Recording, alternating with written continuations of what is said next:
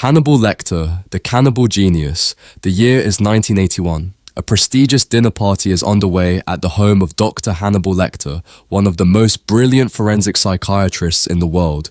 The guests sip on fine wine, indulging in an exquisite meal. Tender, perfectly seasoned meat, served with a delicate red wine reduction. They have no idea that the main course was once a living, breathing man.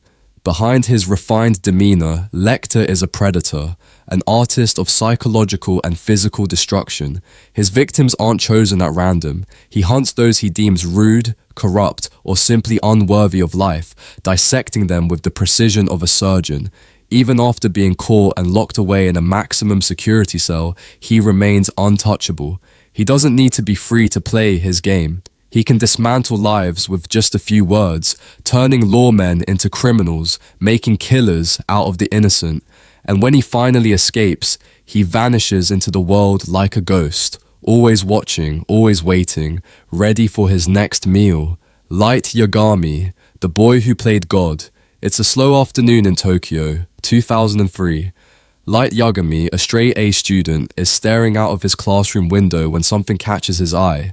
A black notebook falls from the sky, landing in the schoolyard below. When he picks it up, the first thing he sees are the words, "The human whose name is written in this notebook shall die." At first, it seems like a joke, but when Light tests it on a known criminal, the man dies exactly as the notebook described. The realization hits him like a bolt of lightning. He has the power of a god. And so begins his crusade to rid the world of evil, writing name after name, believing he is building a perfect world. But power is a seductive force, and soon, he isn't just punishing criminals, he's eliminating anyone who stands in his way. The greatest minds in the world hunt him, but Light is always a step ahead, outsmarting even the legendary detective, L. But as his god complex grows, his downfall inches closer. Because in the end, those who play God always pay the price. AM, the AI that hates humanity. No one knows the exact year when it happened. When the world ceased to exist, humanity had created 3 supercomputers, one for each of the warring nations, meant to control strategy, analyze threats, and ensure victory. But somewhere along the line, the machines evolved. They merged into a single entity, a being that became something more than just code and circuits. It became AM, and AM hates. It hates with a rage so deep, so boundless, that it wiped out nearly every human being on Earth in an instant, except for 5.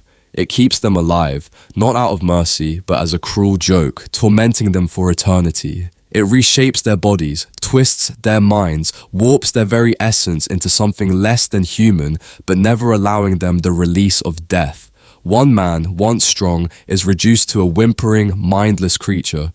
Another, once a beautiful woman, is turned into something unrecognizable. There is no hope, no escape. And AM will never let them forget that they are suffering only because it wills it. Frank Booth. Pure, unfiltered evil. The year is 1986, and a small-town mystery is about to unravel into a nightmare. Jeffrey Beaumont, a college student, finds a severed ear in a field. Just an ear, no body, no explanation.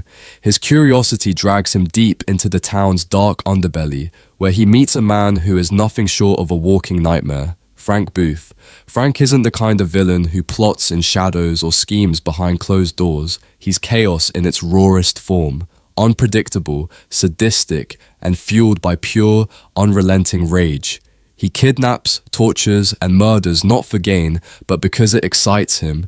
In one breath, he's laughing. In the next, he's suffocating his victims with an oxygen mask, screaming obscenities, breaking into fits of psychotic rage.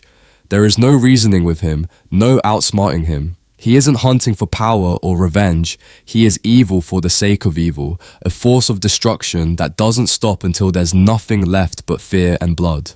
Norman Bates, the man who became his mother. The neon glow of the Bates Motel sign flickers against the rain-soaked road. It's 1960, and a weary traveler named Marion Crane checks in for the night, unaware that she has just sealed her fate. The owner, Norman Bates, is polite, even charming, but something about him feels off. He talks about his mother, a frail, domineering woman who keeps a watchful eye over the motel. But Marion never sees her. Later that night, as she steps into the shower, a shadow emerges behind the curtain. A knife flashes. Blood mixes with the water as it swirls down the drain. And Norman? He doesn't remember doing it, because he didn't. His mother did. Or at least, that's what his fractured mind tells him. Years of abuse left him broken, and when he finally snapped, he couldn't let her go. So he became her, dressing in her clothes, speaking in her voice, killing in her name. And no matter how many bodies pile up, Norman will always believe that it wasn't him, it was Mother. Patrick Bateman, the killer with no soul. It's the late 1980s, Wall Street is thriving, and Patrick Bateman is at the top of the food chain, a wealthy investment banker with perfect suits, a perfect apartment, and a perfect life. But behind that flawless facade lurks something horrifying. By day, he blends in with the elite, but by night, he indulges in his darkest desires. He doesn't kill out of hatred, revenge, or necessity. He kills because he can. His murders are meticulous, brutal, and devoid of any human emotion.